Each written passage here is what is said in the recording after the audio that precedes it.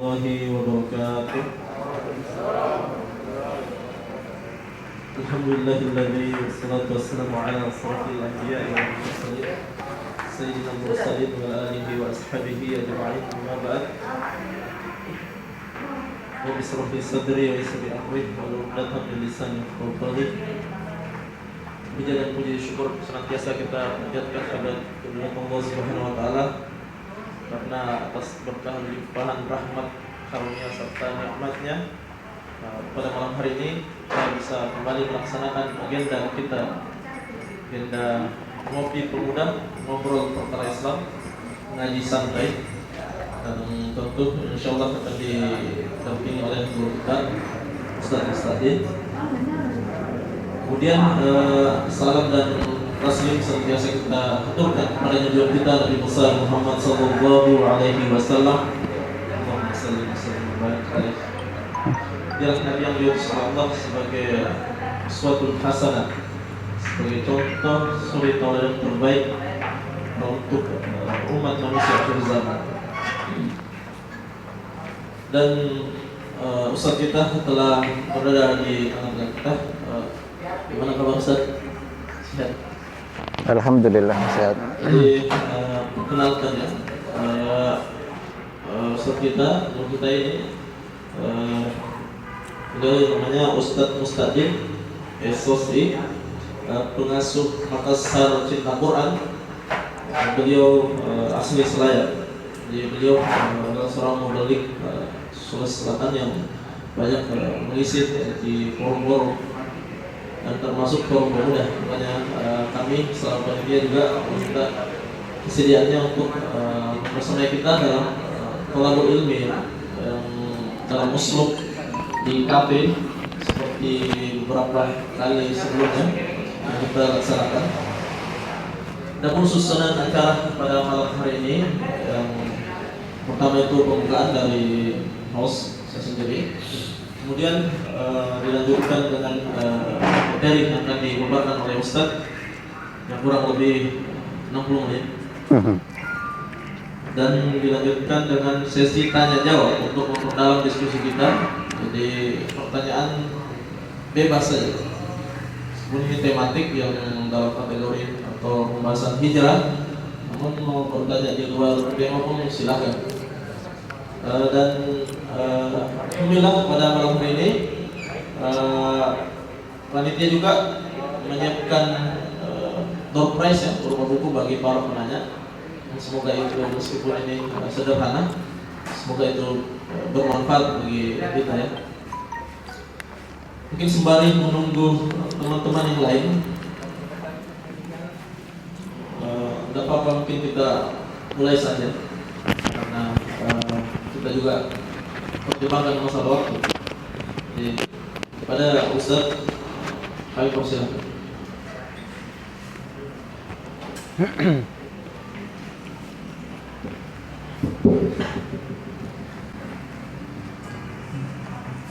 Bismillahirrahmanirrahim.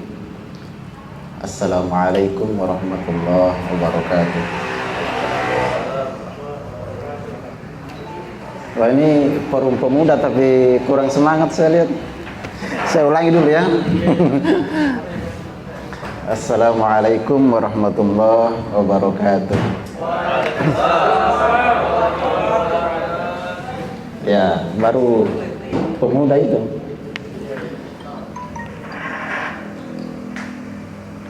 Alhamdulillahirabbil alamin. Wassalatu wassalamu ala asyrafil anbiya'i wal mursalin Sayyidina Muhammadin wa ala alihi wa ashabihi ajma'in. Amma ba'du. Alhamdulillah pada malam hari ini, malam Senin ya, kita dipertemukan oleh Allah Subhanahu wa taala di tempat ini. Ini adalah pengalaman pertama saya ini membawakan materi di warkop. Biasanya kita pergi minum kopi, dengar-dengar. Ini bisa dimainkan juga apa sebentar. Mudah-mudahan pertemuan kita malam ini itu membawa berkah bagi kita semua. Amin. Dan mudah-mudahan keberkahan itu kalau pada malam hari ini masih ada yang punya utang, insya Allah cepat lunas. Yang masih jomblo, mudah-mudahan cepat dapat jodohnya. Ini masih ada jomblo ya? Masih kebanyakan jomblo ini. Iya, mudah-mudahan setelah pulang dari sini pergi melamar, insya Allah langsung diterima. Iya. Salam dan salawat kepada junjungan kita Nabi besar Muhammad sallallahu alaihi wasallam,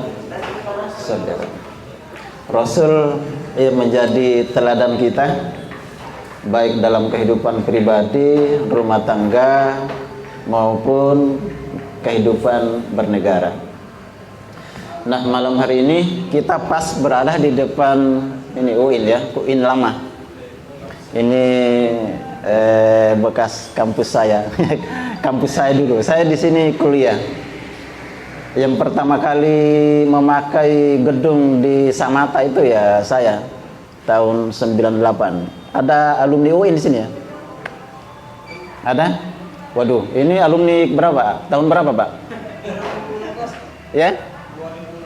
2016. Saya alumni 98. Ternyata saya lebih tua, Pak, dari Bapak. 98 sampai 2002 selesai. Alhamdulillah 4 tahun. Nah, saya ingin memulai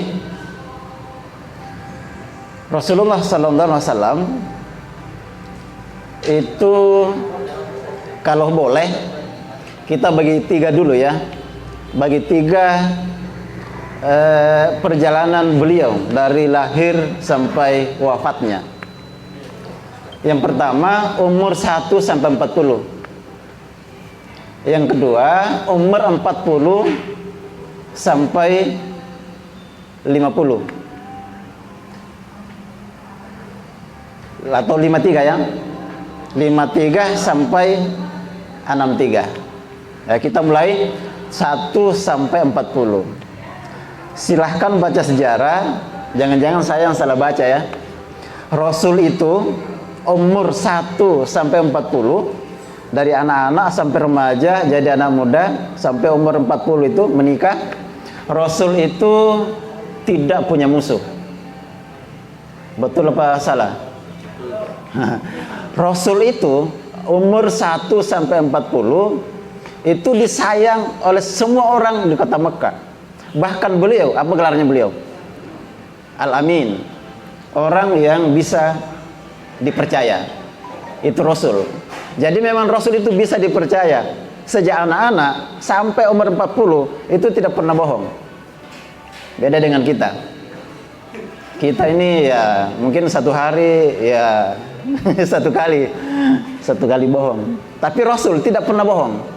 Satu kali pun. Makanya beliau itu dipercaya dan disayang oleh semua orang. Abu Lahab, Abu Jahal, Abu Sofyan. Nah, yang namanya Abu Jahal, Abu Lahab, dari dulu memang musuh Islam itu ada abu-abu ya.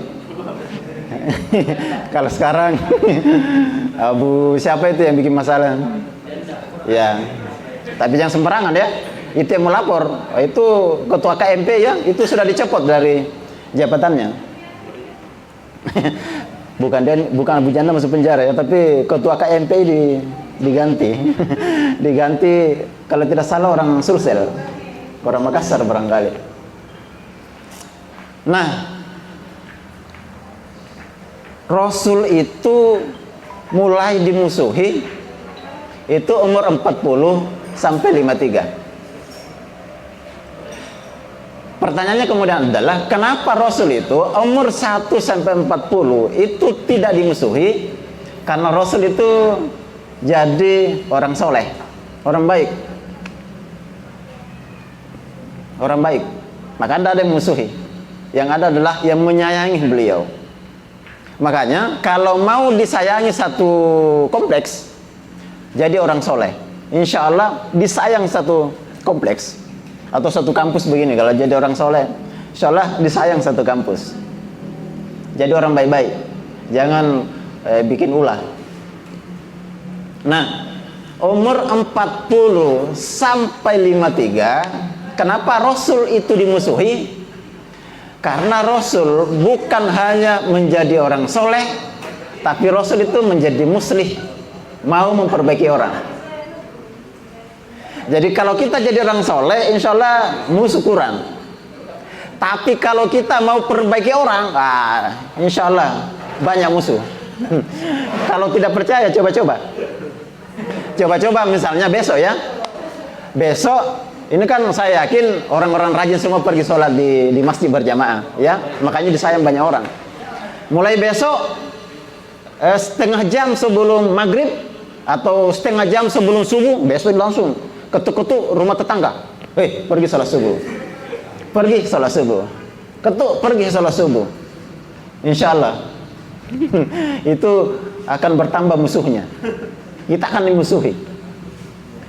Jadi kalau kita menjadi orang baik, insya Allah tidak akan banyak musuh. Tapi kalau kita memperbaiki orang, satu kompleks mau diperbaiki, insya Allah musuh kita satu kompleks. Kalau tidak percaya, praktek. Kalau satu negara mau diperbaiki, bisa-bisa kita dimusuhi satu negara. Dari kepala negara sampai pejabat-pejabatnya, kita dimusuhi semua. Ini selalu dakwah ini, kayaknya ciri-ciri radikal ini. Kalau ngajak-ngajak orang itu ciri-ciri radikal. Tapi kalau ibadah sendiri, ini bagus ini. Tidak ada ciri-ciri radikalnya. Nah, permusuhan kepada Rasul itu luar biasa. Itu Abu Lahab, itu pamannya sendiri. Pamannya sendiri Abu Lahab. Jadi saudara bapaknya. Tapi Abu Lahab yang menjadi orang nomor satu untuk menolak dakwah Rasul. Bukan hanya dia, diajak-ajak temannya juga. Kompor-kompori. Kita musuhi ini yang namanya Nabi Muhammad. Abu Sufyan, Abu Lahab, Abu Jahal. Abu Jahal satunya. Abu Jahal itu jahil itu sebenarnya bapaknya bodoh itu. Bapaknya orang bodoh ya. Bapaknya kebodohan. Padahal gelar beliau itu sebelum Rasul diutus jadi nabi, Abul Hakam, bapaknya kebijaksanaan. Itu Abu Jahal. Jadi orang pintar dia itu. Tapi ketika menolak dakwah Rasul, Rasul saja mengatakan dia itu namanya Abu Jahal. Bapaknya pelanga-pelongo. Gitu kalau bahasa sekarang ya. Bapaknya kebodohan. Nah, permusuhan orang-orang Mekah kepada Rasul dalam satu kitab saya pernah baca bahwasanya Rasulullah SAW itu pernah dipukuli oleh Abu Lahab dan teman-temannya. Tapi kemudian ditolong oleh Abu Bakar As-Siddiq. Jadi seorang pengemban dakwah itu yang mau mengikuti Rasul, saya sampai sekarang ya belum berani mengatakan saya ini pengemban dakwah. Kenapa? Belum pernah dipukuli. Rasul dipukuli. Rasul saja orang yang paling baik, orang yang paling jujur, ketika membawa Islam ini dipukuli orang. Jadi kalau betul-betul mengikuti Rasul, insya Allah pernah dipukuli orang. Ya kalau betul-betul mengikuti, ngajak orang kepada kebaikan. Untuk saudara-saudara kita ya, yang dari jamaah tabligh itu, wah itu sering dikejar-kejar orang. Padahal itu hanya mau diajak sholat. Ya, itu kan dia mengajak, bukan hanya masuk di masjid sholat, tapi ngajak-ngajaki orang. Memang cari musuh dia, gitu. Kalau cari apa ngajak orang kan sebenarnya cari musuh. Nah, bentuk permusuhan orang-orang kafir Quraisy kepada Rasul itu ada 3 ya.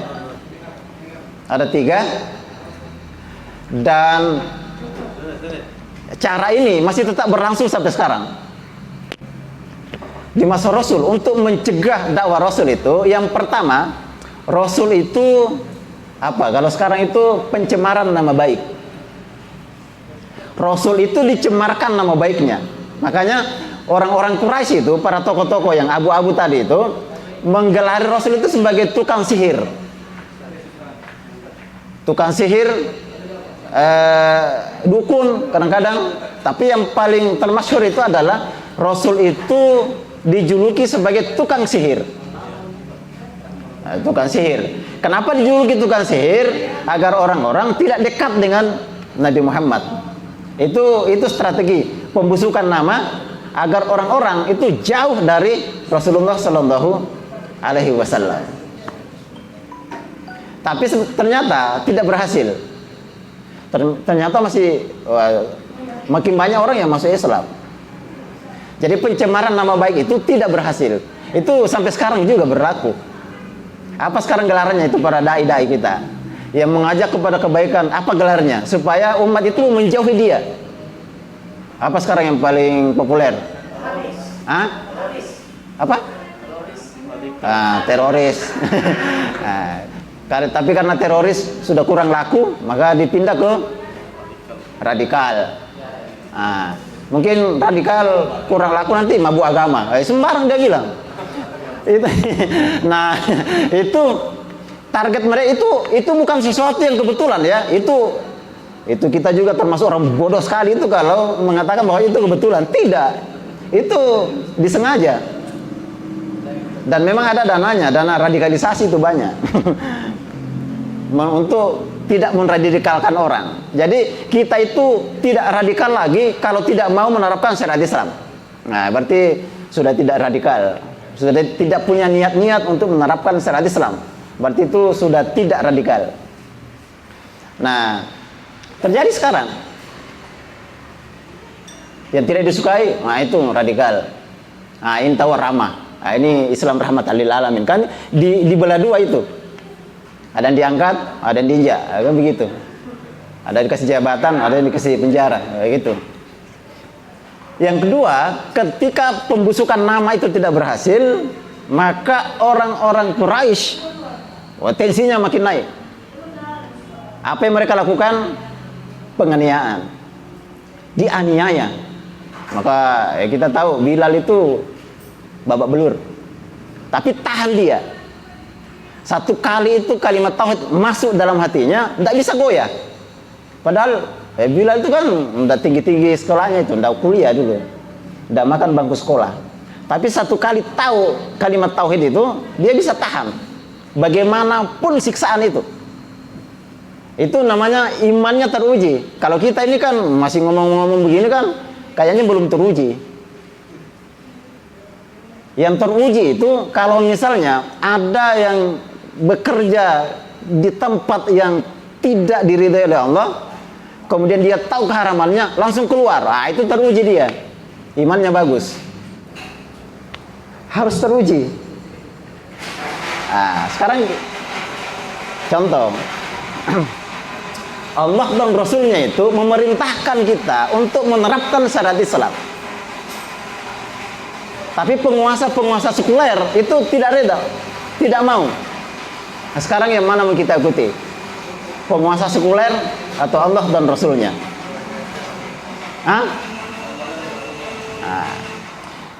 Belum teruji. Kalau ada seorang ASN, ada ASN di sini,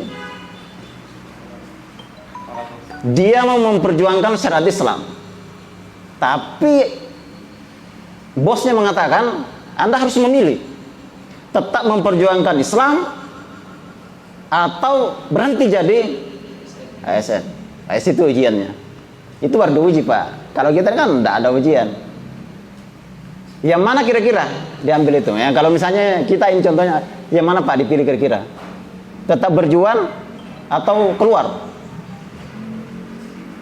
Atau tetap di situ dan tinggalkan perjuangan? Yang mana?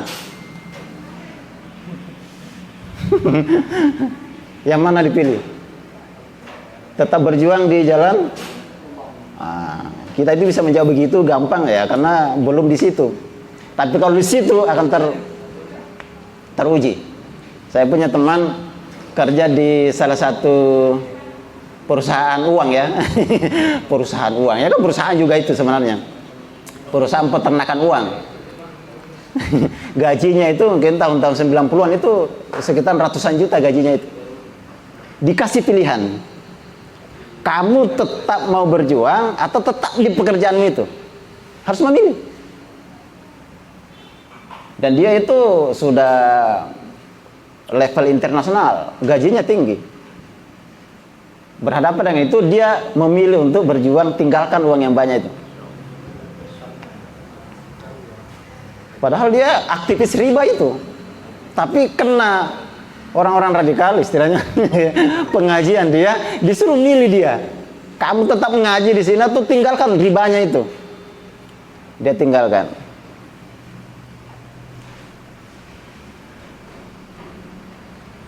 Misalnya Pak, kita punya istri, tidak mau sholat. Bagaimana?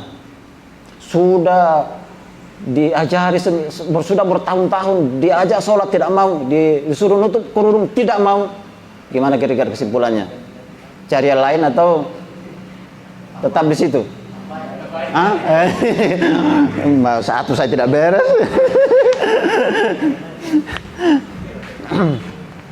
Tapi saya punya kenalan seorang perempuan, dia orang biasa, suaminya tidak mau sholat, sudah 5 tahunan berkeluarga, suaminya tidak mau sholat. Akhirnya dia pisah. Dia memilih untuk pisah daripada bersama orang-orang yang tidak mau tunduk kepada Allah. Sholat saya tidak mau, pisah saja. Nah, ketika pisah, dia dapat ganti yang lebih baik, dapat seorang ustaz. Harus ada pilihan. Nah, Rasul itu, para sahabat disiksa sedemikian rupa. Tapi sejarah yang kita baca, Rasul, sahabat-sahabat Rasul itu tidak ada yang murtad. Kecuali satu orang yang hijrah ke Ethiopia, satu orang itu murtad. Keranjingan minuman keras dia, khamar, yang mau dilegalkan. Padahal sebenarnya sudah lama legal. Tidak tahu kenapa baru kali ini menolak. Padahal sudah lama kan legal di tempat-tempat tertentu, legal itu. Kalau di sini kan tidak legal kalau tempat sini. Tapi di hotel-hotel itu, tempat hiburan, legal itu. Jadi kayaknya menurut dia itu tidak ada Tuhan di situ. Dibolehkan. Tidak ada yang murtad, kecuali itu yang satu, yang hijrah ke Ethiopia. Ya, bahasa kita hijrah kan. Nah, ketika penyiksaan itu tidak berhasil, siksaan itu dahsyat Pak. Ada seorang sahabat itu tukang besi. Akhirnya besi-besinya itu dipanaskan, kemudian dia direbahkan, dan kemudian disulut dengan besi panas sampai punggungnya itu meleleh. Tapi tetap teguh, tidak murtad. Kalau kita ini enak Pak, begitu lahir langsung disunat, langsung Islam ya. Dulu ujiannya masuk Islam itu disiksa. Tapi betapapun dahsyatnya penyiksaan itu tidak berhasil, tetap Rasul dakwah terus. Dan yang masuk Islam juga semakin banyak. Kemudian apa yang diambil? Boikot. Kalau istilah modern sekarang, penjara. Tidak boleh berhubungan dengan mereka, tidak boleh nikah, tidak boleh jual beli. Pokoknya diboikot 3 tahun sampai banyak yang kelaparan. Rasul dan keluarga besarnya diboikot, tidak ada hubungan. Nah, kalau sekarang istilah sekarang penjara lah. Itu pun tidak berhasil. Maka satu-satunya cara, cara yang terakhir yang ditempuh oleh orang kafir adalah kita bersepakat bunuh yang namanya Muhammad. Tidak ada cara lain.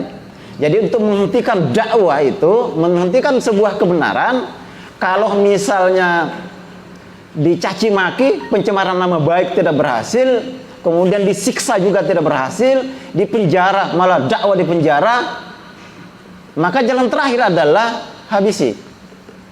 Itu saja polanya dari dulu sampai sekarang. Tidak akan, mungkin warnanya saja yang beda.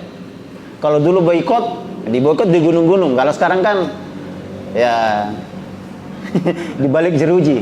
Itu kan semuanya diboikot. Itu yang jadi Rasul. Tapi yang menarik adalah Umar bin Khattab ketika puncak emosinya itu kan, dia itu Umar bin Khattab itu setiap ketemu orang muslim memang tidak enak perasaannya kalau dia tidak mukuli itu. Itu Umar. Puncaknya adalah ketika kaum Quraisy itu sudah berpecah belah, ada muslim, ada yang masih kafir, ada suami pisah dengan istri, ada anak pisah dengan orang tuanya. Umar melihat begitu tuh emosi sekali. Dia cabut pedang cari Muhammad, mau dipenggal batang lehernya. Karena yang menjadi pokok masalah ini adalah Muhammad. Kalau Nabi Muhammad ini dibunuh, selesai masalah. Tapi dengan, ya aneh juga ya, dengan membawa pedang begitu, pada hari itu juga ternyata dia malah masuk Islam. Jadi kalau kita itu mengajak orang kepada kebaikan, jangan putus asa. Pasti ada yang ikut, pasti ada yang menolak, itu biasa. Tidak ada itu dakwah Pak, langsung diterima semua orang. Kecuali yang dakwah itu malaikat maut. Nah, coba kalau malaikat maut, saudara-saudara, mari kita sholat semua. Yang tidak sholat ya jangan coba-coba ya, langsung cabut nyawanya. Nah disitulah ujiannya, karena yang mendakwai kita itu adalah sama dengan kita, punya mata, punya hidung, orang juga. Di situ ujiannya. Bisa kita menolak, nah, tapi kalau malaikat maut mau menolak bagaimana? Begitu menolak langsung menggelepar. Innalillahi wa inna ilaihi raji'un. Tidak ada yang berani. Nah, puncaknya adalah Rasul harus dibunuh. Nah, disitulah terjadi hijrah. Rasul hijrah dari Mekah ke Madinah umur berapa? Oh, ini sejarah nabinya saja ini nggak lupa. Kebanyakan nonton ini mungkin. Andin ya ditonton itu. Cinta apa itu? Itu lagi itu ngetren itu apa? Cinta apa itu? Itu ibu-ibu di kompleks saya itu terus dicerita. Itu manopo itu. Andin ya.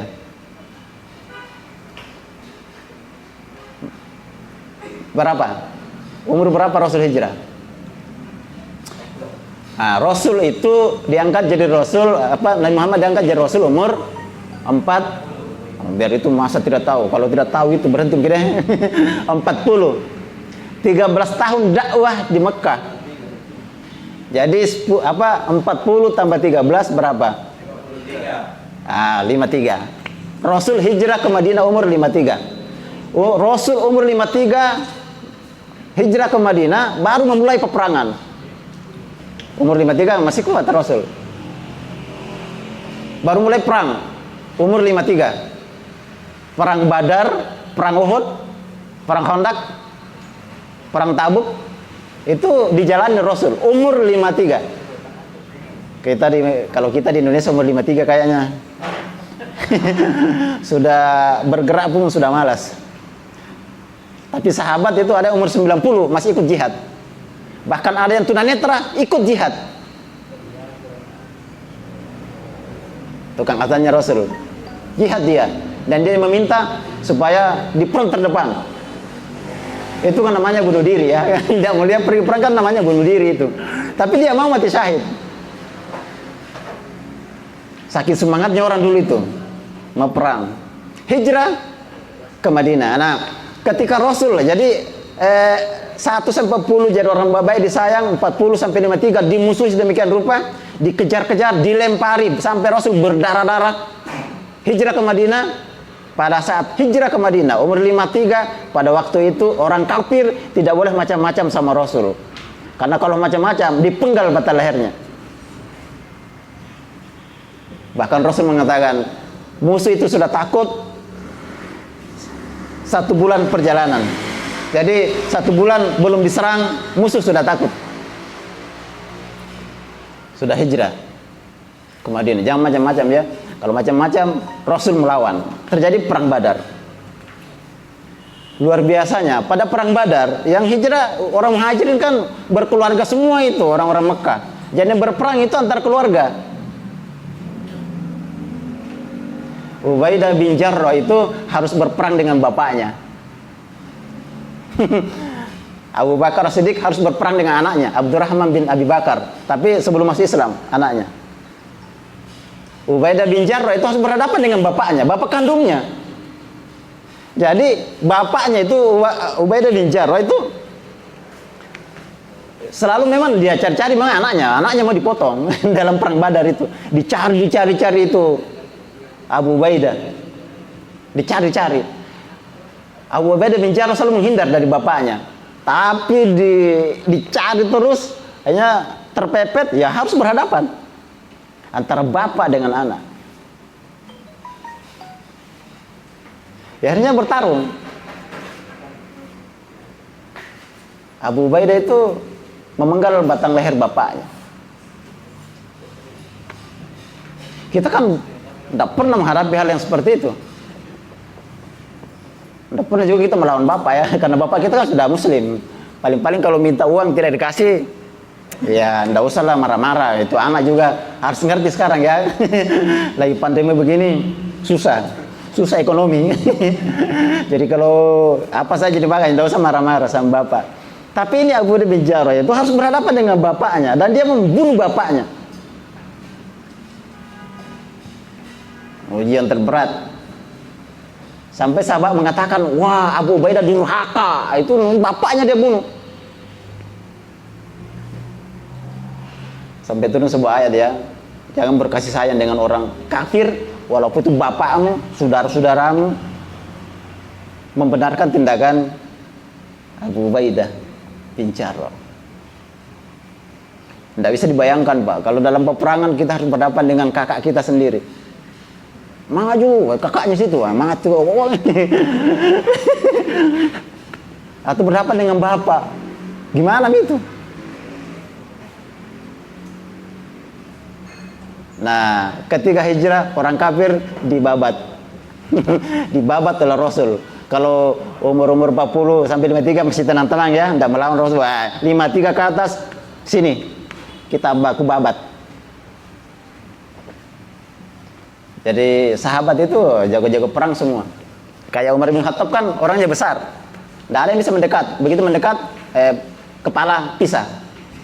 Umar itu kalau naik kuda itu kakinya sampai di tanah, saking tingginya itu. Ya, kalau mendekat orang itu kan satu kali kipas saja itu. Dan Umar itu sangat berwibawa ya. Pernah itu beliau dibekam. Waktu jadi khalifah, dibekam dia. Ada yang menghalangi tenggorokannya sehingga dia batu-batu begitu ya. Itu tukang bekamnya tak kencing-kencing. Saking takutnya sama Umar, kencing dia. Saking takutnya. Kalau kita kan berteriak pun hanya kita yang kencing, berteriak dan yang kencing. Rasul hijrah ke Madinah, terbentuk negara Madinah, ada tentara. Akhirnya kan Mekah bisa ditaklukkan. Begitu ditaklukkan, Abu Sufyan baru masuk Islam sama anaknya Muawiyah. Baru masuk Abu Sufyan, belakangan dia itu. Abu Jahal Abu Jahal itu, so jahal-jahalnya dia. Anaknya itu Ikrimah masuk Islam. Ikrimah bin Abi Jahal. Padahal dia yang paling jahal itu ya. Paling memusuhi Rasul, tapi ternyata keturunannya masuk Islam. Jadi dakwah itu tidak usah putus asa. Kalau bapaknya tidak mau, mungkin anaknya nanti. Kalau tidak mau anaknya, mungkin cucunya nanti. Kalau tidak mau cucunya, cicitnya nanti. Jangan berhenti. Karena mengajak orang itu ya sudah pasti itu ada yang menolak, ada yang menerima. Itu sudah hukum alam. Bahasa Inggrisnya itu apa ya? Natural of law. Nah, hijrah ini menjadi tonggak di mana Rasulullah SAW berhasil menegakkan negara di Madinah dengan kekuatan itu beliau bisa melibas orang-orang kafir. Ini contohnya. Jadi Rasul itu jangan dilihat hanya umur 40 ke 53 ya, dilempari, dikejar-kejar, dilempari sampai berdarah-darah. Ingat, 53 sampai 63 dia juga membabat orang-orang kafir. Walaupun Rasul itu tidak pernah langsung bunuh orang ya, hanya satu kali saja ditusuk. Nah, itu orang kafir sudah begitu ditusuk sudah putus asa dia. Ya Pak, kalau Rasul yang nusuk pasti mati saya. Itu saja dibunuh secara langsung. Tapi nyuruh bunuh orang ya sering kan, pergi perang. Pergi perang itu untuk bunuh orang memang. Dan dulu itu perangnya ya baku parang ya, baku dekat-dekat begini. Jurusnya itu tidak tahu ya, mungkin mereka latih juga itu. Panah, tombak, berdekat-dekatan. Jadi sembelih orang dulu itu biasa saja, baku potong-potong orang. Nah kalau begitu, sadisnya tidak. Kalau kita terbiasa perang, biasa saja itu. Itu lihat orang anak-anak Palestina, masih bayi, merangkak sudah pegang senjata. Biasa, tergantung situasi. Kalau situasi perang, biasa saja itu perang. Orang-orang Yahudi yang ada di Madinah ketika Rasul itu pindah ke sana, itu banyak yang macam-macam juga itu. Ada satu suku Yahudi itu mengganggu seorang wanita. Ketika mengganggu seorang wanita, dibela seorang Muslim, bunuh itu Yahudi, balas bunuh juga, heboh. Akhirnya Rasul memutuskan bahwasanya satu suku itu bunuh semua. Nanti dibaca ya sejarahnya. Bani Kainuqa. Keputusan Rasul karena mengganggu sama perempuan, melanggar perjanjian, ya laki-lakinya bunuh semua. Perempuan, anak-anak jadi tawanan. Rumah, kebun kurmanya itu jadi milik kita. Jadi ghanimah, rampasan perang. Tapi Abdullah bin Ubay bin Salul ya, yang munafik itu minta kepada Rasul, ya jangan dibunuh lah. Akhirnya kan diusir saja. Bani Quraizo, hukumannya itu karena berkhianat pada perang Khandaq.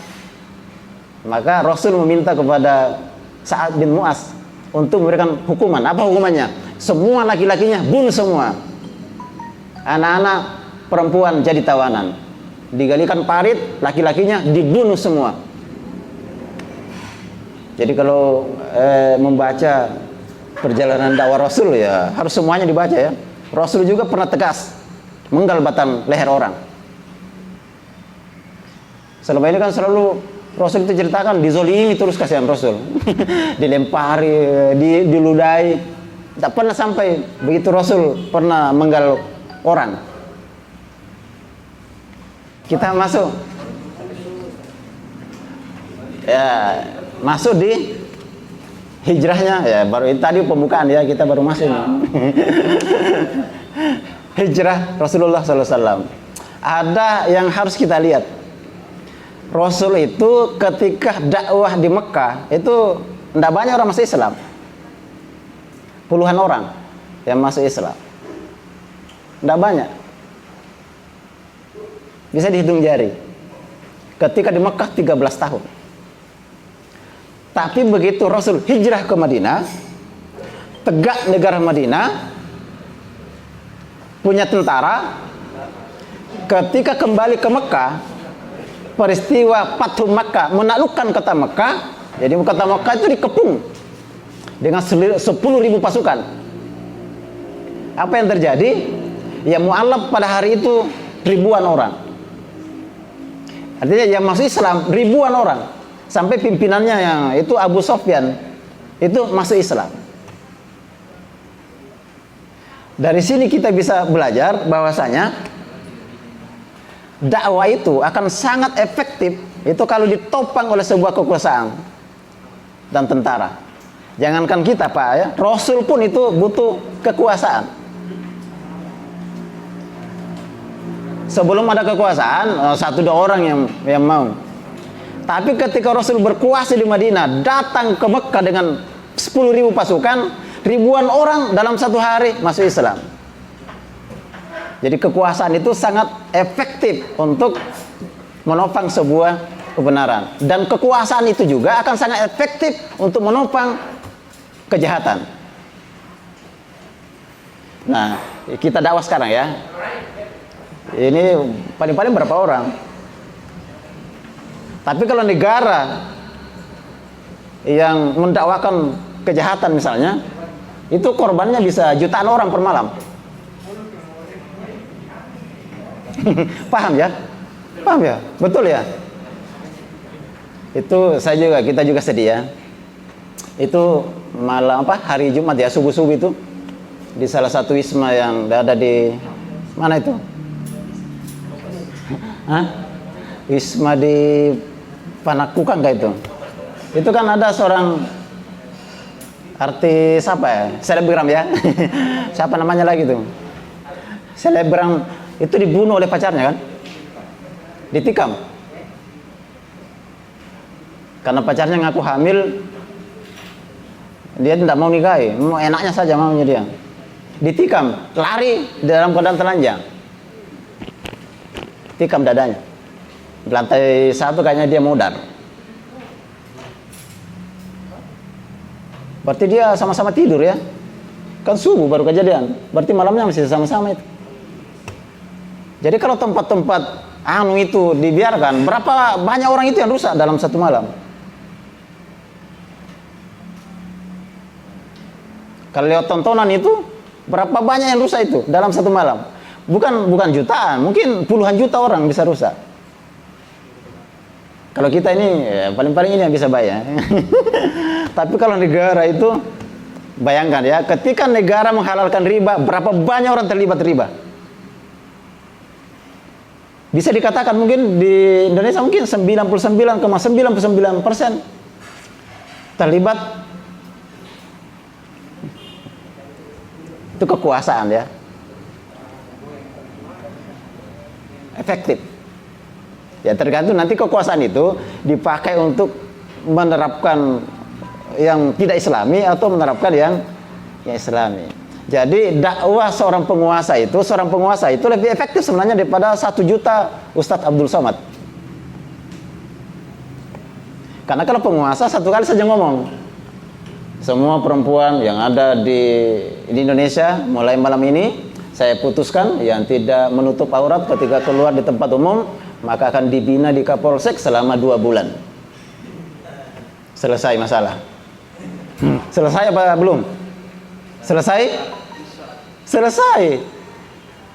Tapi kalau Pak Ustaz yang ngomong, saudara-saudara, saya himbau bertobatlah wahai perempuan. Kalau keluar tutup aurat, kasihanilah laki-laki. Ya gitu saja. Ternyata yang memperlihatkan aurat makin banyak atau makin berkurang? Makin banyak atau makin berkurang? Jadi ustaz itu dia apa? Jadi kenapa tuh ustaz kan? Jadi ustaz itu yang bisa berubah 1-2 orang. Tapi kalau penguasa bisa berubah 1 negara. Jangan kita itu, Rasul pun butuh negara untuk mendakwakan Islam. Apalagi kita, orang biasa, banyak dosa. Nah hijrah itu, kalau di masa Rasul, memang hijrah dari Mekah ke Madinah, menegakkan Islam, berarti dia hijrah dari al-intiqal min daril kufri ila daril Islam. Dia Rasul pindah itu dari daerah yang kufur menuju daerah yang Islami. Kalau sekarang kita mau hijrah kemana? Ada kan negara Islam sekarang yang persis seperti yang dipraktekkan oleh Rasul dan Al-Khulafa'ur Rasyidun. Karena Rasul mengatakan, ini kan sering didengar ini, alaikum bisunnati wa sunnatil khulafa'ir rasyidin al-mahdiyyin. Berpegang teguhlah kepada sunnahku dan sunnahnya al-khulafa'ur rasyidun. Jadi kita wajib itu mengikuti al-khulafa'ur rasyidun karena Rasul mengatakan itu.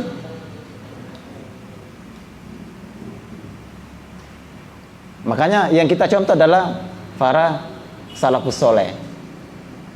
Kan banyak juga sekarang kita kembali kepada salafus soleh. Tapi masalah politik dia kembali ke data, kembali ke mana dia? Ya biasanya yang kembali itu hanya pakaian, gantung celana, jenggot, itu kembali salafus soleh. Tapi kalau sudah politik, kita ini bukan ngarang-ngarang ya. Banyak itu orang pintar, kalau ditanya tentang politik langsung jadi bodoh. Saya banyak saksikan begitu. Kalau saya memang tidak usah ditanya seperti itu, orang bodoh memang saya. Tapi itu ulama-ulama itu langsung jadi linglung dia. Pak, negara kita ini negara Islam apa bukan? Linglung dia. Dia tidak jelas. Kayaknya ini karena banyak syiar-syiar Islam, kayaknya sudah negara Islam ini. Tapi bukan syiar-syiar Islam saja banyak Pak. Syiar-syiar maksiat ada semua.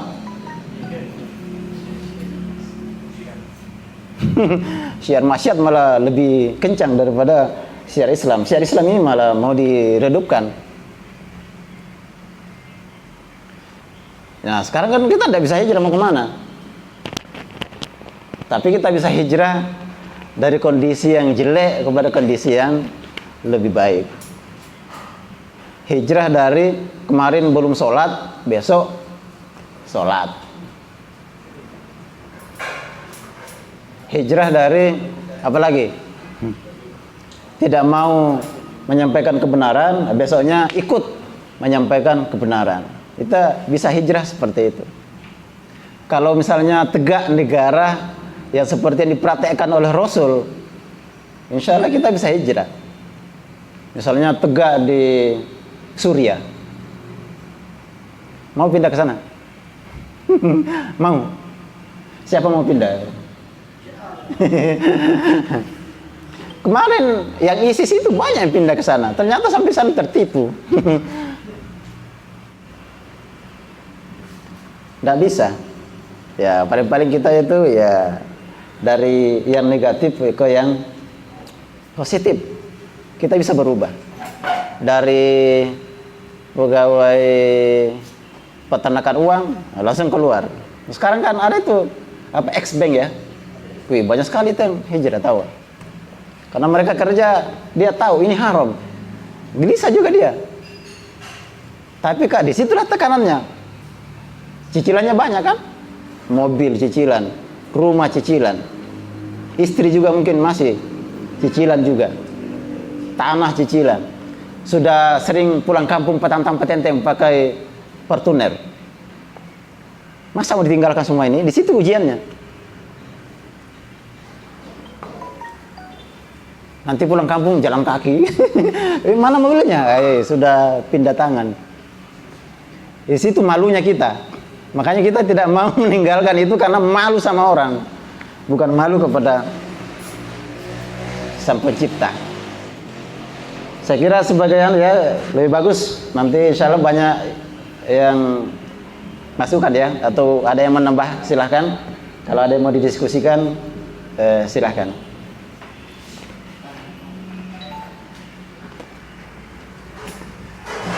Syukran jazakumullah khairan Ustaz atas pemaparannya. Jadi bagi para peserta ngopi pemuda ngobrol perkara Islam, bagi yang ada pertanyaan silahkan bisa bertanya langsung untuk memperdalam diskusi kita. Dimana tema malam hari ini adalah hijrah. Mau bertanya terkait hijrah silahkan, ataupun terkait di luar tema itu pun bisa. Insyaallah dengan perdalam diskusi kita supaya suasana ataupun diskusi malam kita ini lebih hidup. Silahkan bertanya, tangan yang mau. Mungkin satu orang cukup satu pertanyaan ya.